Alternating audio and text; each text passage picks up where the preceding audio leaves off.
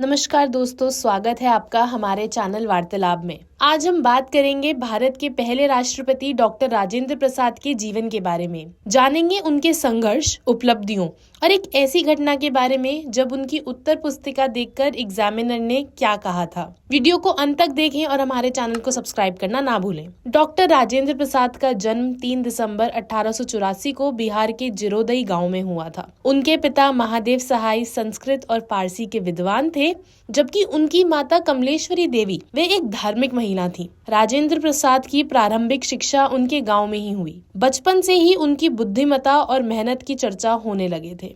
1902 में उन्होंने पटना कॉलेज से स्नातक की पढ़ाई पूरी की और 1907 में कलकत्ता विश्वविद्यालय से कानून में स्नातक की डिग्री प्राप्त की। एक दिलचस्प घटना तब घटी जब वे परीक्षा दे रहे थे। उनकी उत्तर पुस्तिका देखकर एक एग्जामिनर ने कहा कि ये उत्तर पुस्तिका किसी महान विद्वान की है। ये बात उनके असाधारण मेधा का प्रमाण है। अपनी पढ़ाई पूरी करने के बाद डॉक्टर राजेंद्र प्रसाद ने पटना उच्च न्यायालय में वकालत की, लेकिन उनका दिल हमेशा से ही देश सेवा और स्वतंत्रता संग्राम में था।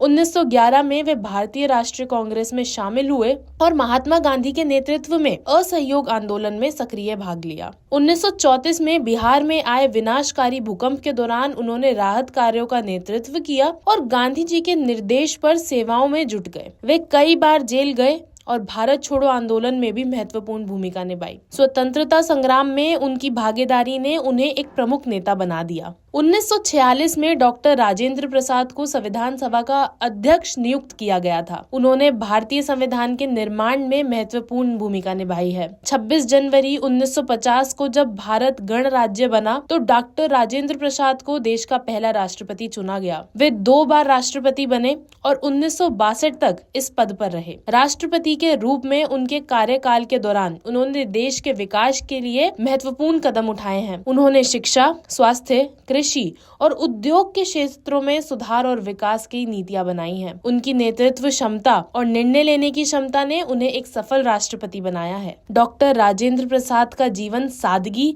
और समर्पण का प्रतीक था। उन्होंने हमेशा सत्य और अहिंसा के मार्ग पर चलने की प्रेरणा दी है। उनके लेखन कार्य में आत्मकथा, गांधी जी की देन और इंडिया डिवाइडेड जैसी महत्वपूर्ण पुस्तकें शामिल हैं, जो उनके विचारों और जीवन दर्शन को प्रकट करती हैं। उनकी सेवाओं और योगदान को हमेशा याद किया जाएगा। उनके सम्मान में देश भर में कई संस्थानों और स्थानों का नामकरण किया गया है। उनकी विरासत आज भी नई पीढ़ियों को प्रेरित करती है और उनके आदर्शों पर चलने की प्रेरणा देती है। डॉक्टर राजेंद्र प्रसाद का निधन 28 फरवरी 1963 को पटना में हुआ। उनके निधन से भारत ने एक महान नेता और सच्चे जनसेवक को खो दिया, लेकिन उनके द्वारा किए गए कार्य और उनके आदर्श हमेशा हमारे साथ रहेंगे और हमें प्रेरित करते रहेंगे। डॉक्टर राजेंद्र प्रसाद का जीवन एक प्रेरणा स्रोत है।